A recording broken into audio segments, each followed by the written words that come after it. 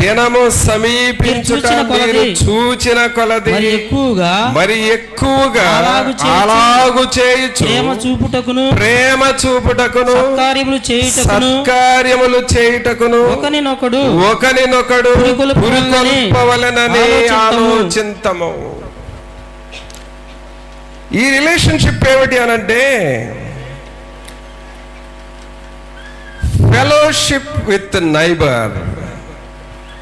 మన ఇరుగు పొరుగు వారితో సహవాసము కలిగి ఉండాలి.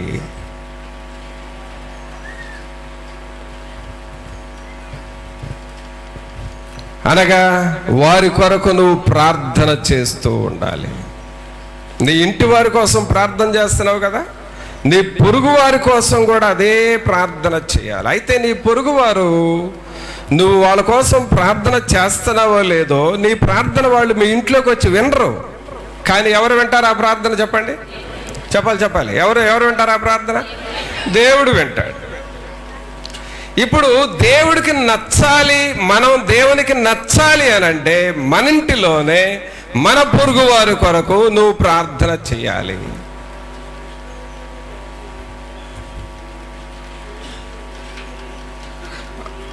ప్రే ఫర్ అవర్ నైబర్స్, మన ఇరుగు పొరుగు వారి కొరకు.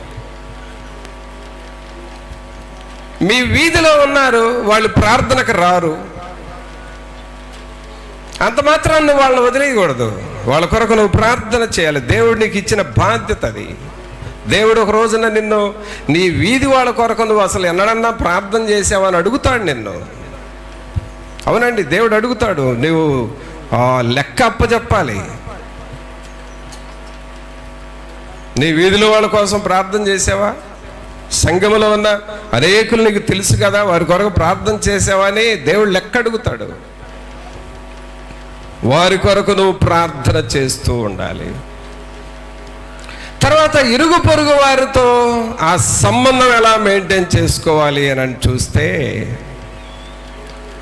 ఇక్కడ వాక్యంలో ఏమనుందో చూడండి. 24వ వచనంలో, కొందరు మానుకొనుచున్నట్టుగా సమాజముగా కూడుట మానక.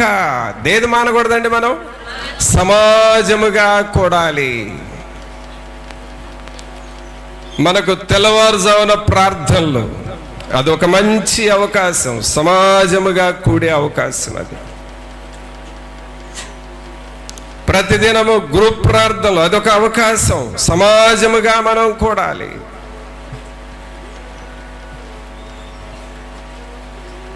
మారు మనసు పొంది బల్లారాధన తీసుకునే వాళ్ళందరి కొరకు ఎప్పుడైనా ప్రార్థన ఉంది రండి అని అంటే, నాకు ఆ రోజు పని ఉందిలే అని మానేయకూడదు. అది నువ్వు ఎలాగైనా సరే వీలు చేసుకొని ఆ సమాజంలో నువ్వు కలవాలి. ఆ రోజున నీకిచ్చే సలహాలు చాలా స్పెషల్గా ఉంటాయి.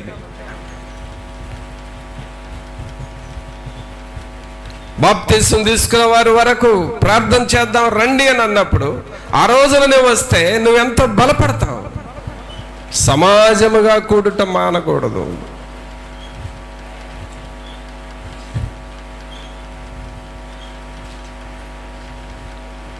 అలాగే దేవుని పనిని చేద్దాము అని అన్నప్పుడు సమాజముగా మనం వెళ్ళి ఆ పనిని చేయాలి.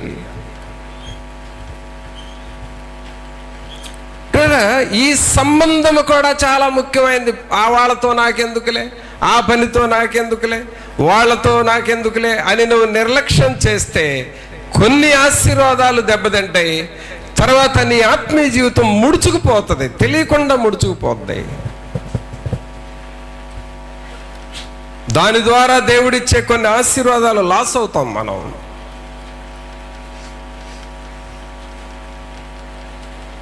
అందుకనే పౌలు గారు ఈ ప్రజలను అంటున్నాడు, సమాజముగా కూడుట మానవద్దు.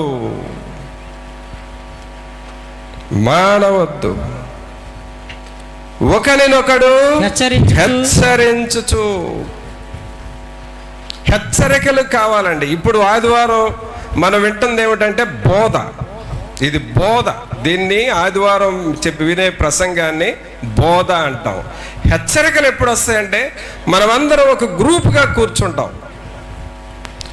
మనం ఏం చేయాలి, ఎలా చేయాలి, ఒక్కొక్కరితో మాట్లాడటానికి అవకాశం వస్తుంది.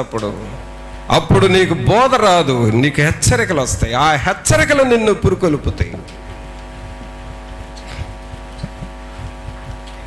ఈ రిలేషన్షిప్ నువ్వు మెయింటైన్ చేసుకోవాలి.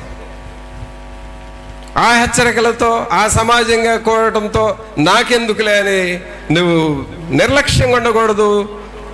అలాగే వాటిని హాజరు కాకుండా ఉండకూడదు, దూరంగా ఉండకూడదు.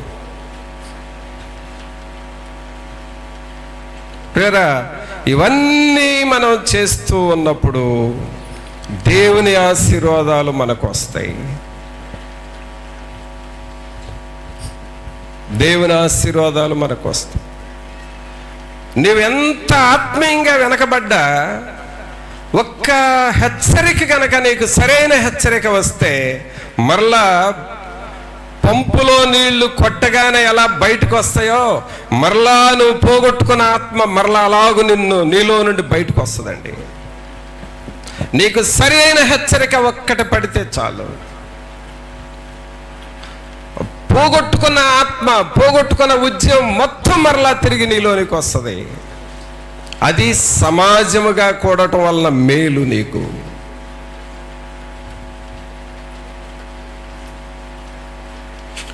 వీటిని మనం ప్రాక్టీస్లో పెట్టాలి. ఈరోజు మీరు వింటున్న విషయాలు ప్రాక్టీస్లో పెట్టాలి. వీటిని నేను చెయ్యాలి, వీటిని చేస్తాను ప్రభు అని నువ్వు తీర్మానం చేసుకోవాలి. ఏమంటున్నాడు అక్కడ? ఒకరినొకడు హెచ్చరించుచు ఆ దినము సమీపించుట మీరు చూచిన కొలది మరి ఎక్కువగా అలాగు చేయుచు ప్రేమ చూపుటకును సత్కార్యములు చేయుటకును ఒకరినొకడు పురికొల్పవలెనని ఆలోచింతము. పురికొల్పటము. ఖో ఆట ఆడిన వాళ్ళందరూ చేతులెత్తండి. మీరు చిన్నప్పుడైనా సరే ఆడారుగా. ఖో అంటే ఏంటి చెప్పండి? మీరు పరిగెత్తుతూ ఉంటారు, ఆ ఎదుటోళ్ళని పట్టుకోవడం కోసం ఎక్కడ కరెక్ట్ పర్సన్కి ఖో ఇవ్వాలో అక్కడ ఇస్తారు. మీరు వాళ్ళు పరిగెత్తమని చెబుతారు. వాళ్ళు పరిగెత్తుతారు, ఆ ఎదుటి వ్యక్తిని పట్టుకోవడం కోసం ఎవరినో ఒకళ్ళు ఖో అంటారు, వీళ్ళు కూర్చుంటారు, రెండో వాళ్ళు పరిగెత్తారు. వీళ్ళ ఉద్దేశం ఏమిటంటే ఫైనల్గా ఆ ఎదుటి వ్యక్తిని పట్టుకోవాలి, అంటుకోవాలి, వాళ్ళు ఓడిపోవాలి. అది ఖో. ప్రియరా, సంఘములో కూడా మనము అలాగూ ఖో ఇచ్చుకుంటా వెళ్ళాలి దేవుని పనిలో. నువ్వు ప్రార్థన చేస్తావు, చేసి చేసి చేసి ఎక్కడో ఒక చోట ఆమేన్ అనగానే వెంటనే రెండో వాళ్ళు అందుకుంటారు. ఆ వ్యక్తి అవగానే మూడో వాళ్ళు అందుకుంటారు. ఒక వ్యక్తి ప్రసంగం చేస్తే, ఒక వ్యక్తి పాటలు పాడితే, ఒక వ్యక్తి సాక్ష్యం చెబితే, ఒక వ్యక్తి డ్రమ్ము కొడితే, ఒక వ్యక్తి అన్ని ఏర్పాట్లు చేస్తే, ఇలాగ కోయించుకుంటా వెళుతూ ఉన్నప్పుడు సమాజము పురుకొల్పబడతా ఉంటది. ఆ కోయిచ్చే వ్యక్తుల్లో నువ్వు ఉంటున్నావా?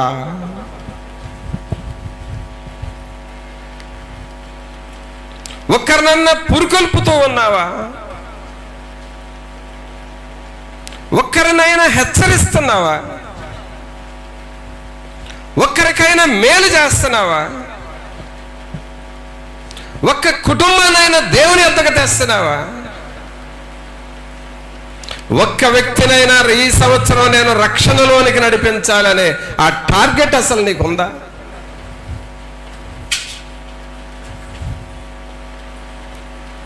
ఒకరినొకరు హెచ్చరించుకొనుచు పురికొల్పుకొనుచు. ఈ రిలేషన్షిప్ కూడా చాలా అవసరం పిల్లరా. దేవుడు నీకు అన్ని యాంగిల్స్లో ఈ దినం నేర్పిస్తున్నాడు. వీటి ప్రకారం నువ్వు చేస్తున్నావా లేదా? దేవుణ్ణి ప్రేమించు, నీ కుటుంబాన్ని ప్రేమించు, అంతటితో ఆగిపోకు. నీ పొరుగువాని విషయం కూడా ఆలోచన చేసి వారిని కూడా ప్రేమించి వారిని పరామర్శిస్తూ వారిని పురుకొల్పుతూ ఉండాలి. అప్పుడు నీ కుటుంబానికి దేవుని ఆశీర్వాదాలు వస్తాయి. అసలు దేవుని ఆశీర్వాదం నీ పొరుగు వారిని దేవునిలోనికి నడిపించటమే నీ కుటుంబానికి దేవుని ఆశీర్వాదాలు వస్తాయి. ఇకపోతే మరొక యాంగిల్లో మరొక మాట ఏమిటి చూద్దాం. చూడండి, ఇదేమిటి అనంటే ఆది కాండము చూడండి. ఆది కాండము 2వ అధ్యాయము.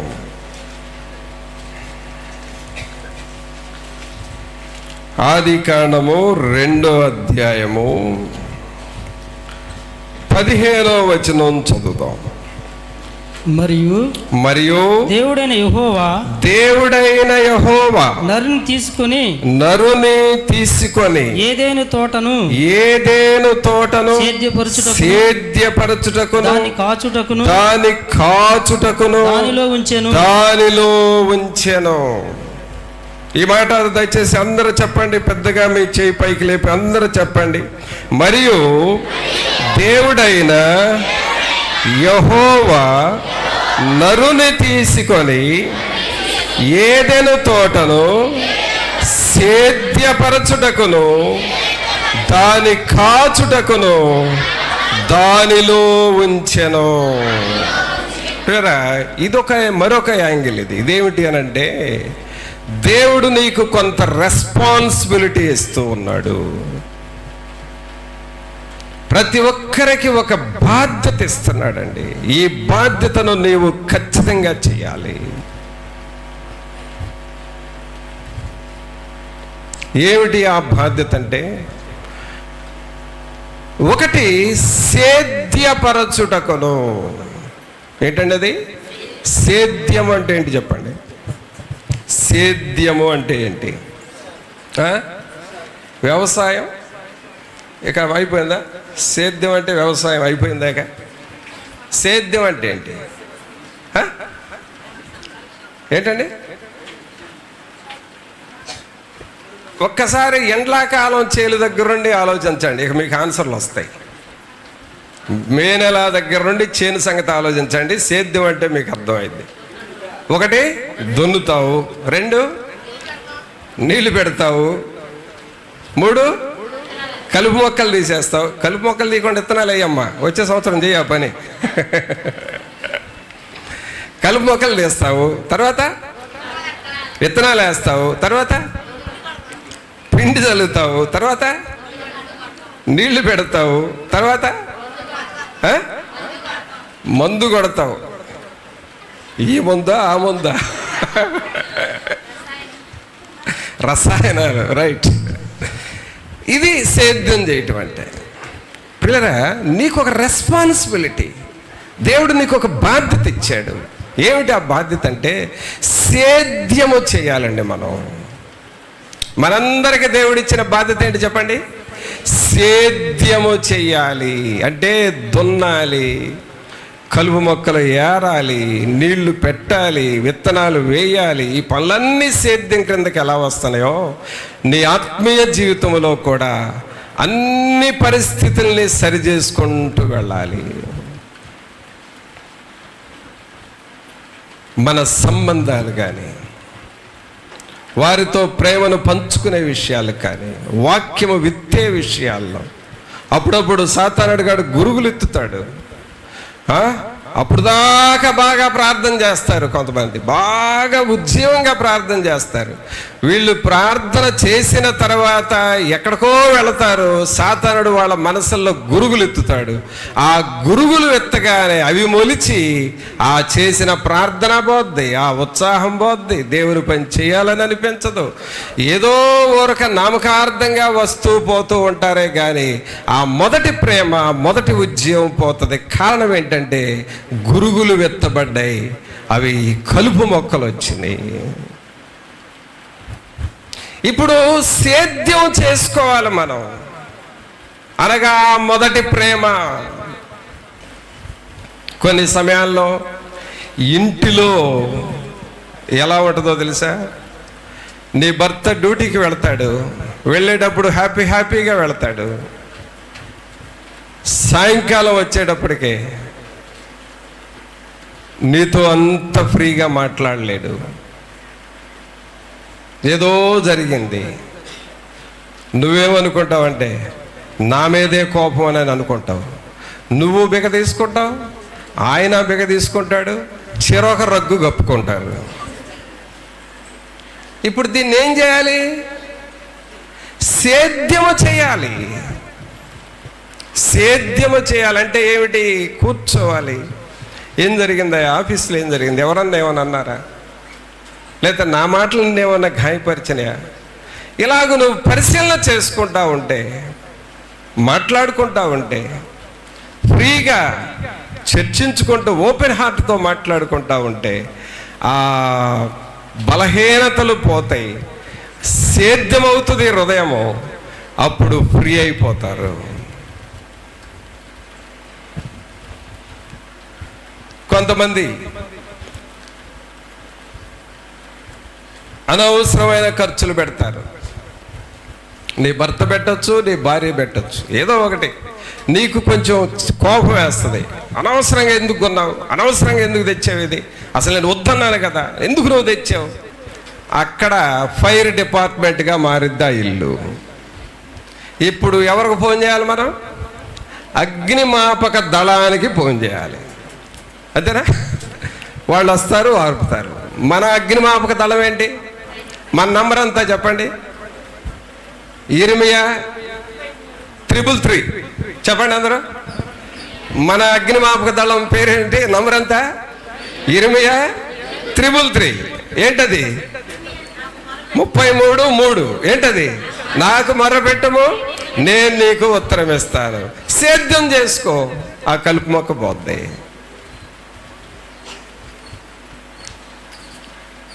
ఆ కలుపు మొక్క పోద్ది. ఇప్పుడు ఫైర్ డిపార్ట్మెంట్ వెళ్ళిపోయి ఫ్రిడ్జ్ వస్తుంది ఇంట్లోకి. ఫైర్ డిపార్ట్మెంట్ కావాలా, ఫ్రిడ్జ్ కావాలా? ఇప్పుడు మనకి ఫ్రిడ్జ్ కావాలండి. సేద్యం చేసుకోవాలి. సహోదరుడా, సహోదరి, కుటుంబ విషయాలు సేద్యం చేసుకోవాలి. ఎలాగో పిల్లల విషయాలు సేద్యం చేసుకోవాలి. మన ఆత్మీయ జీవితాలు సేద్యం చేసుకోవాలి. మన సంఘములో ఉన్న సంబంధాలు సేద్యం చేసుకోవాలి. సేద్యము చేసుకోవటం అనేది దేవుడు నీకు ఇచ్చిన బాధ్యత.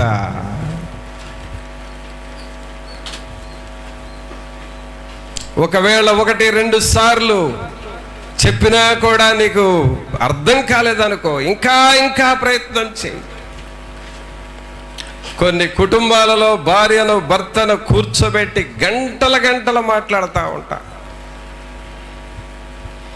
ఇద్దరికి చెప్పాల్సినవి చెబుతాను, కానీ కొన్ని సమయాల్లో ఏదో ఒక మూలన వాళ్ళ బాధ ఉంటానే ఉంటుంది. మరలా చెప్పి ప్రార్థన చేస్తే కానీ ఆ బాధ పోయి వాళ్ళు సెట్ అవుతారు. సేద్యము చేయాలి. మీరందరూ మీ కుడి చేతులు మీ తల మీద పెట్టుకొని, ప్రభువా నా పరిస్థితులన్నిటినీ సేద్యము చేయండి అని అడగండి. ఏం చేయాలి? ఏం చేయబడాలి? నా కుటుంబ పరిస్థితులు సేద్యం చేయబడాలి. నా ఆత్మీయ జీవితము సేద్యము చేయబడాలి. ఆమేన్. దేవుడు మనకిచ్చిన బాధ్యత ఏమిటి? సేద్యము చేయాలి. రెండవది ఏంటి? అక్కడ 15వ వచనంలో దాని కాచుటకును. చెప్పండి అందరూ. దాని కాచుటకును అంటే కాపలా ఉండటం కూడా చాలా ముఖ్యం అండి. సేద్యం చేసావు, అంత బాగానే ఉంది, కలుపు మొక్కలు తీసేసావు, విత్తనాలు వేసావు, నీళ్లు పెట్టావు, ఎరువు వేసావు. ఇప్పుడు నువ్వు హ్యాపీ అయిపోతావు, అమ్మాయ సేద్యం చేసేసాను అయిపోయిందని. నువ్వు అంతా వదిలిపెట్టి అటు ఇటు తిరిగి వచ్చావు అనుకో, కాపలాగా ఆగిపోతే మరలా ఇబ్బంది అది. కాబట్టి రెండవ పని ఏం చేసుకోవాలి మనం? చెప్పాలి. ఏం చేసుకోవాలి? పెద్దగా చెప్పండి. ప్రక్కన వాళ్ళకి చెప్పు, నువ్వు కాపలా సరిగ్గా కాసుకో అని చెప్పు. కాపలా కాయి సరిగ్గా. ఏం కాసుకోవాలి? కాపలా అనేది చాలా ప్రాముఖ్యము.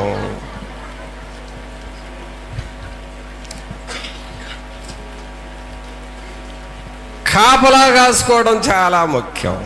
ఎవరికి కాపలా? మొదటగా మనం రిలేషన్షిప్ను విన్నాం ఈరోజు. మొదటగా ఎవరితో సంబంధం ఉండాలి? దేవునితో సరైన సంబంధం ఉండాలి. ఆ సంబంధం సరిగ్గా ఉందా లేదా కాపలా కాసుకుంటా ఉండు. రెండవది ఏమన్నా? కుటుంబంతో సరైన సంబంధాలు ఉన్నాయి. మరి వాటిని అలాగూ మెయింటైన్ చేసుకుంటున్నామా లేదా కాపలా కాసుకో. నువ్వే కాపలా కాసుకోవాలి. మూడవది ఏమన్నా? ఇరుగు పొరుగు వారితో సరైన సంబంధాలు ఉండాలి. సరైన సంబంధాలంటే కొంతమందికి ఇంకొక సంబంధం తెలుసు బాగా. ఇదిగో నా రెండు చేతులు చూడండి, నా రెండు చేతులు చూడండి. ఈ రెండు చేతుల్ని ఈ 10 వేళల్లోనికి ఇలాగూ పంపించి చేయాల్సిందంతా చేసి, తిట్టాల్సిందంతా తిట్టి, అనాల్సిందంతా అని ఒక్కసారి దీన్ని ఇరగదీస్తారు. అంటే లోపలంత కక్ష ఉందన్నమాట. కొంతమంది ప్రార్థనలో కూడా ఇరగదీస్తారు. ప్రభు వాళ్ళు నన్ను ఎట్టన్నారు, వీళ్ళని ఎట్ట చెయ్యి, ఆడి కాళ్ళు ఎరగొట్టి వీడికి ఏళ్ళు ఎరగొట్టి. ఏంది ఈ సంబంధాలు అసలు? ఏంటి ప్రార్థనలో? జాగ్రత్తగా కాపలా కాసుకోవాలండి. మన ఇరుగు పొరుగు వారిని కూడా, ఆత్మలో తగ్గిపోతున్న వారిని, లేక దేవుని చిత్తానికి దూరముగా అవుతున్న వారిని కాపలా కాస్తూ ప్రార్థన చేస్తూ వారిని దేవుని చెంతకు చేర్చాలి. దేవుడు నీకు నాకు ఇచ్చిన రెస్పాన్సిబిలిటీ, బాధ్యత ఏమిటంటే సేద్యము చేసుకోవాలి, కాపలా కాచుకోవాలి. ఈ సంబంధాలను ఎప్పుడైతే నువ్వు సరిగ్గా మెయింటైన్ చేసుకుంటావో దేవుని ఆశీర్వాదాలు మనలోనికి వస్తాయి. మరి అలాగ నువ్వు పరిశీలన చేసుకుంటావా? ప్రార్థన చేసుకుందాం. అందరము మోకరించి ప్రభు సన్నిధిలో మన హృదయాన్ని మనం పరీక్షించుకుంటూ, ప్రభువా సరి అయిన సంబంధాలు మీరు మాకు నేర్పుచున్న ఈ దేవుని యొక్క సంబంధాలను మేము జాగ్రత్తగా చూసుకోవాలి ప్రభువా. అట్టివారిగా మమ్మలను చేయండి అని నువ్వు దేవుణ్ణి అడుగుతావా? ప్రార్థన చేద్దాం. ఒక్క నిమిషం అందరూ ప్రార్థన చేయండి. ప్రతి ఒక్కరూ నిన్ను నువ్వు తగ్గించుకొని ప్రభు సన్నిధిలో, ప్రభువా మీతో దేవునితో సరైన సంబంధం నాకు ఉండాలి ప్రభువా. కుటుంబముతో నాకు సరైన సంబంధం ఉండాలి ప్రభువా. నా ఇరుగు పొరుగు వారితో సరైన సంబంధం నేను కలిగి ఉండాలి ప్రభువా.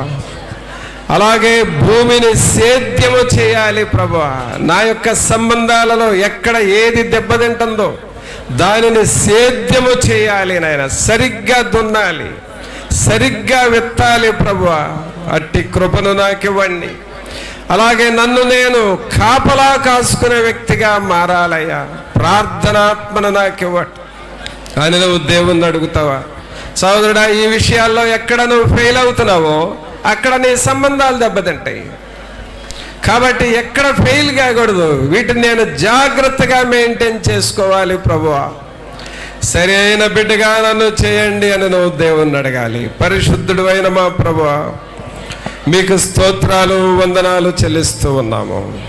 ఈ బిడ్డలందరినీ మీరు దర్శించండి, వీరాత్మలతో మీరు ఉండండి ప్రభువా.